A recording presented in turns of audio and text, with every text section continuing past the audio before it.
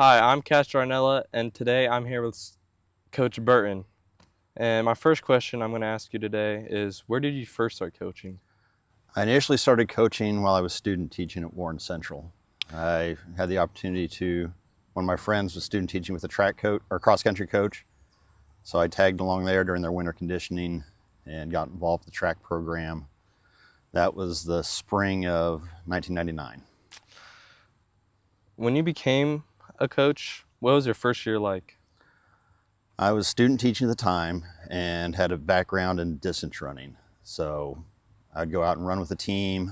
And what impressed me most about that experience was even being a student teacher and no coaching experience, the coaching staff made me feel a part of the group and actually asked me for my input on setting up meet rosters, what events people should run, and how to address different things in training. Did you have any success your first year? Uh, we had several people advance on through the regional, and the team did go on to get some runners to state. As an assistant, I was able to go in and watch those guys run and things like that. The success you see there, I tried to help with teams going forward, and over the years we got more success in things as we went around. Your last year at Warren Township, how did your team do, and do you think you improved as a coach? My last year at Warren, after some time away, was the spring of 2010. At that time, I was coaching pole vaulters, and his big success came the next year. He was a sophomore and qualified for his first state meet, and unfortunately, no height at that meet. But his next year, he went on to finish third of the state with a jump of 16.8. So the things that we worked on, he was able to develop further, and that team went on to do great things. What made you become a coach for Greenfield cross country? After leaving Warren Central, I wanted to be closer to home, so I volunteered here with cross country in 2010, with track in 2011.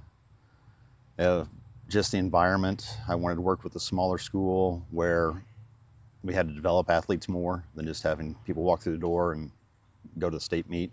And being here, we really got to do that. I was bumped up to the head boys track coach in 2012 and immediately had one conference that year and had some immediate success, and then just ebbs and flows throughout seasons based on the type of athletes we get out and things like that. What type of success did you have that year? 2012, we were county champs. We won the first track conference title from the HHC in school history. We, I believe, finished third in sectional that year behind Warren Central and Franklin Central. Finished fairly high in regional. We had 7 or 8 athletes, I think, make it to state that year on relays and individual events. What made you decide to coach women's cross country instead of men's? I came in and volunteered in 2010. I worked primarily with the men, but also helped with the women. We had a coaching change that fall where the girls coach became the boys coach. We had a new girls coach. The boys coach had an established assistant. Our girls coach didn't have an assistant coach, so I wound up helping more with the girls. She stepped aside after the fall of 2012, so the girls' position was open in the fall of 2013. And at the time, Mr. Horgan accepted my application for position. I was hired in the position. We know that Lexi Copeland graduated last year. How do you think this will affect the team, and how will it affect you? Lexi was a very good runner for us, one of, I think, 5 runners we've had that run in the 19 minutes. So just that type of ability is hard to replace. She was the only runner we lost last year's team, so I have 6 of our top 7 back from last year. So filling her spot will be difficult, but with some of the new runners we have coming in, we should be able to not replace her, but have people run in that area and get the times we need to have at least the success we had last year. Even losing Lexi, you still have Jersey Cinnamon Kenman. Kimmin, who was 2024 Hancock County Girls Cross Country of the Year. Do you think she'll step up even more from last year? Seeing Josie continue to develop, she has really done a lot of work this summer to really work on her confidence and her fitness training. And I see no reason why she's not going to repeat what she did last year or exceed what she did last year. There's a new runner, Mia Brinkoff, who was an all-state competitor last year and finished 5th in middle school cross country champions. But what do you think she's going to do since it's going to be a longer distance for her? Mia has a lot of running experience in her background, even being a freshman. She's run several longer races. It'll take her some time to adjust to the high school races and just the style of racing we do. But I have no questions about where she'll step in and be a contributing member of our top 7, probably as early as Saturday. Another great runner is Cameron Smith, who was out all year last year, all due to injury. But when she came back in the string, they said she was a strong distance runner for track and field. How do you think she'll do this year coming back from injury? Cameron is another one we're counting on. She did have some injury issues last fall, but had a good spring getting back into shape. She's had a good summer of training, and another young runner that we're looking for to be a valuable member of that top 7. Right now, she's looking to be our fourth or fifth runner in early season condition and everything, and I think that's where she'll continue to see herself as we get in our meets this week. We know that cross country is an individual sport and a team sport, but how do you get points and how do you win in a meet? Okay. Cross country, they score your top 5 runners based on the place they finish. So if you run more than 7 a race, the 8th, 9th, 10th runner don't count in the scoring. The top 5 score, your 6th and 7th runners are what they call pushers. So if they're ahead of another team's scoring 5, they push those runners further back in the scoring. So a perfect score in cross country is 15 points. You sweep 1st through 5th place. The low score in the meet wins. How did the cross country team do last year?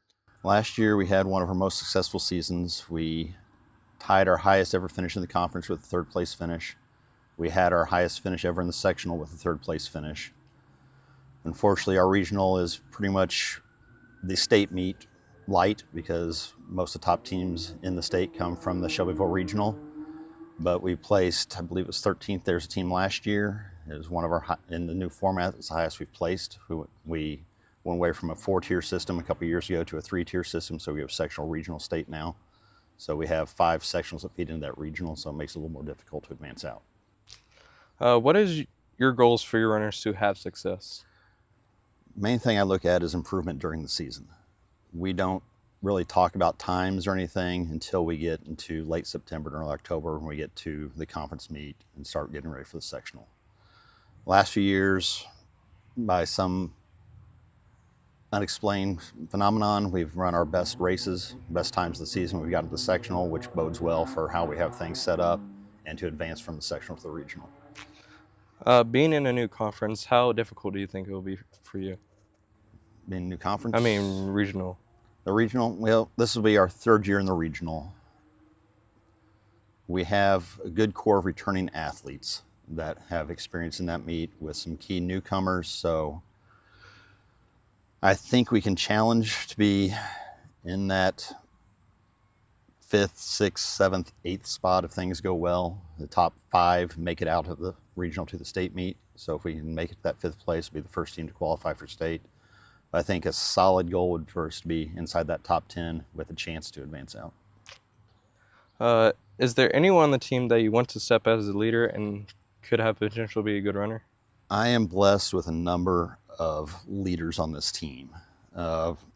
Anyone from runner 1 through 10, even into 11, 12, have shown that they have the ability to lead and be successful. We have 4 seniors that have really stepped in that role. Kendall Barrett, Taylor Cooksey, Addison Gordon, Ashlyn Devlin have all stepped up in different ways to lead the team over their time here. Our junior class, led by Josie Kinneman, she is stepping up more this year than she has in past years and really being a role model and just being that leader. We have several of our more inexperienced runners that don't have the 2 or 3 years of running, but Harper Raw has stepped up in leadership roles. Serenity Mention has stepped up in leadership roles. And really, in any given day, any of those girls can step up and lead us where we need to go. How do you improve your team every single year? We always tweak what we're doing. We try to keep a solid base during the summer, not do too much mileage, so they come in somewhat fresh, somewhat healthy. Well, with distance training, there's always some sort of little nagging injury. As we get into the season, we break it up into different phases. Right now we're doing more still distance-based things, Soon we'll get into more race-paced or slightly faster than race-paced things. Before the end of the season, we get into more speed-based things to really prepare them for the end of the season. Looking at the schedule, what would you say is your favorite course to visit?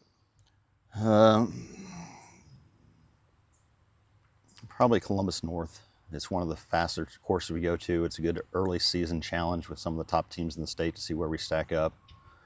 With the potential this team has, it'll be a good chance for us to go up against teams like Columbus North and Noblesville and those schools and see how close we can be to potentially making it through that regional round.